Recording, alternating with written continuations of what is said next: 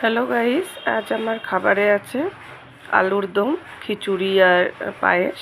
এটা বাবা লোকনাথের পুজোর প্রসাদ, আগামীকাল আজকে দেওয়া হয়েছে আমাদেরকে। তো এটা আমি প্লেটে সার্ভ করে নিচ্ছি। তো যদি তোমরা এই চ্যানেলের বড় ভিডিও যেতে পারো, ইটিং শো, সেটা আমি ব্লগিংয়ে দিয়ে রেখেছি। তো তোমরা গিয়ে এটার পুরো চ্যানেলের লিঙ্কটা দেখে আসতে পারো। দেখো কত সুন্দর খিচুড়ি, সাথে আলুর দম আর অল্প একটু পায়েস। আমার প্লেট এখানে আছে, ঢেলে নিচ্ছি। একটু আলু আর সামান্য একটু গ্রেভি দিয়ে ওটা মেখে